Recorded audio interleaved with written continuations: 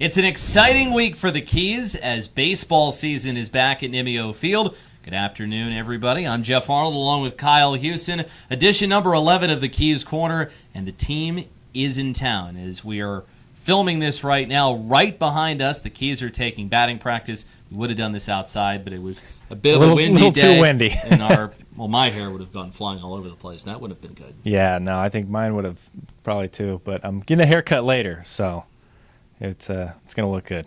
Get the opening day cut in. Well, the roster was announced on Sunday, and you take a look at the roster graphic on your screen. 28 players on this roster, and you can see everybody on there. This will be trimmed to 25 before opening day gets underway, but this is what the Keys come in with, and it looks to be a very exciting group. Yeah, it really does. It features 3 first-round picks, including Cody Sedlock and Ryan Mountcastle, the last 2 first-round picks for the Orioles. I think those are going to be a couple of fun guys to watch. Keegan Aiken as well, left-handed pitcher, pitched in Aberdeen last year. He's the second-round pick last year.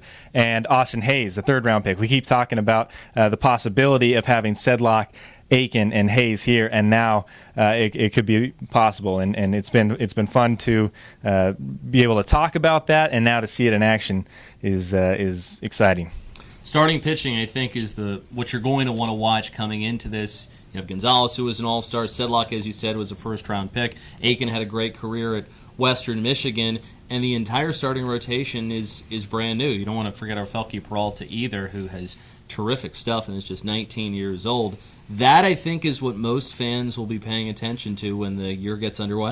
Yeah, absolutely. You look at Gonzalez and Peralta last year, and even Christian Alvarado, too, in Delmarva. Those are going to be 3 guys that are making the jump. How is Brian Gonzalez going to adjust from going to Delmarva to Frederick? I've talked a couple of times about his back-to-back years in Delmarva. The first year he struggled. The second year he did really well. Now he's got to be able to build on last year to do that, and then you have Sedlock and Aiken, who are 2 of the top 10 prospects in the Orioles system. So the starting rotation is going to be an exciting one. Big key for Gonzalez is to keep the walks down, and that was a big reason why he went from having seasons where his ERA was over 5 to being a midseason All-Star or a postseason All-Star and turning in the terrific year he did with the Shorebirds. Besides having a great starting rotation, there should be a lot of power on this roster. We could see a lot of balls flying out of Nimio Field. Yeah, the last couple of days when we've been watching batting practices, the balls have been flying out of here. And so,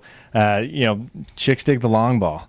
You love that. You love to see that. Unfortunately, I've never had that one in my arsenal. No, but you look at some of these guys have extreme power, and walking up next to them during media day today, there's some big guys out there.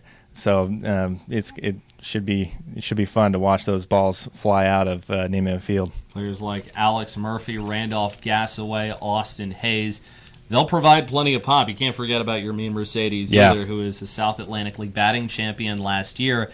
But Nimio Field can make a power hitter out of somebody that might be more of a line drive, gap-to-gap type with this very hitter-friendly facility.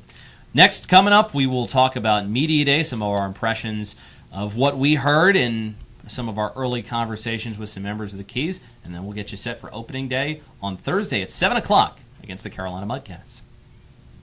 On Tuesday afternoon, members of the Keys and the coaching staff met with members of the media, as we had a pretty good contingent of media members out, some from Baltimore, some from Hagerstown, and then, of course, from the Frederick area as well. And did anything stick out to you based on some of your early conversations with any of the Keys players? Well, the thing that stuck out to me is normally the past few months I've been the tallest one here around Nimio Field, and we have some big guys on the team. A few guys that are 6'5", even somebody that is 6'6". So I kind of had to stand up a little taller around them. I'll go with an obvious one. Besides noticing, the big fella is not really the big fella anymore. The average fella. The other obvious thing that I noticed was that when everyone came down onto the field and you're shaking hands with everybody, it made me realize I don't know a lot of these guys. Yeah. I don't know a lot of these players. It is a really new group. I mean, in previous years, I look back to 2015, for instance, so many of the players you had dealings with before, they might have been back for a second year or a third year, what have you. But in this case, there were so many new people that I'm wondering, who is this guy? Yeah. And sometimes find myself looking at his jersey placard to find out who he was. Yeah, and it's one thing to hear about these guys and to see pictures of them and maybe video, but it's another thing to be able to see them in person in the Keys gear. And there's a lot of new guys, but they were all really nice to us. Shook our hands, looked us in the eye, and it feels like it's going to be a really solid group character-wise. I think Alex Murphy ought to be pretty popular. He's from Monrovia, Maryland, went to Keys games as a kid. He talked to a couple of different reporters that were surrounding him, and based on what I was seeing on Twitter and from talking to some of the different media people that were speaking with Alex, it sounds like he is pretty confident. Yeah, he's a confident player, and I think that he's excited to be here, being around the area. You always want to play for your hometown team, and I'm sure that it's exciting for him to be in Frederick in a Keys uniform. But he's also probably excited to try to move up to the next level, as anybody would be. But yeah, he was definitely a popular guy during media day. Cody Sedlock had a number of people talk to him. Keegan Aiken was speaking with some folks as well, as a couple of the top Orioles prospects got some FaceTime with some cameras and some other media people. And then, as always, he usually doesn't disappoint during media day. They had some team meetings going on before media day was going on, and we had two shifts. So the start of media day was position players, and then the second half of it was pitchers. But when Keith Bodie came down, he regaled us with some stories, even talking about how he got into country music because of being the one-time outfield coach for Garth Brooks. Yeah, and in 2004, I think he was saying he was in the Royals. Yeah, he was in spring training with the Royals, and I mean everybody that was there was just glued to Keith and his stories. And one of the quotes that stuck out to me about the team, he talked about pottery, and how often do you talk about pottery and baseball? But he says, in order to make good pottery, you have to have good clay, and you have to be able to mold the good clay. And I think that we have good clay here. I was like, wow, that's a pretty good analogy. It's an analogy I haven't heard before, but I think that's telling of the group that he thinks that he has here in Frederick. In over 20 years as a minor league manager, Keith Bodie has been quite the sculptor. Last year he was named to the Texas League Hall of Fame, and he should do a really nice job once again of hopefully leading this Keys team back to the playoffs.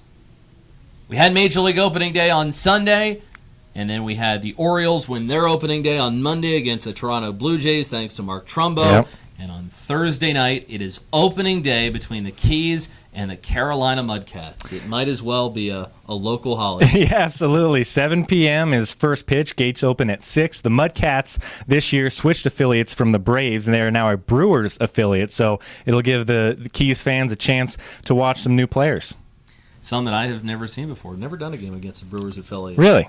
Be a first for both of us. Yeah, it will be. My first professional broadcast, yeah. So get excited.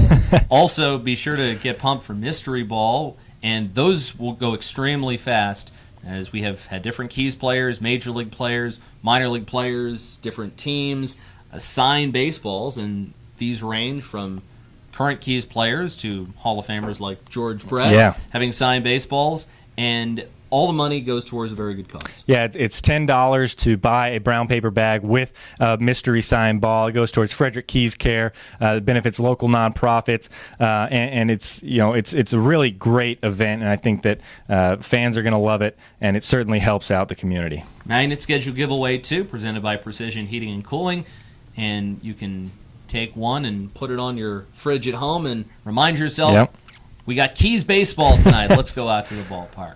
Well, we hope to see you out at the ballpark on Thursday, and if not, come this weekend. Should be great. Carolina Mudcats are going to be in town, and plenty of other fun activities planned as well. Friday is Power Rangers night, Going Green night. Saturday, what's on Saturday? Kids Takeover Day. Kids Takeover Day. Yep. So we better lock. We better lock the door to our radio booth. And then Sunday we have a media softball game, and the first Sunday Fun Day of the year. You can have a catch on the outfield and get some autographs from some Keys players. So look forward to that too. That'll do it for us for Keys Corner this week. He's Kyle. I'm Jeff, and we'll see you at the Yard.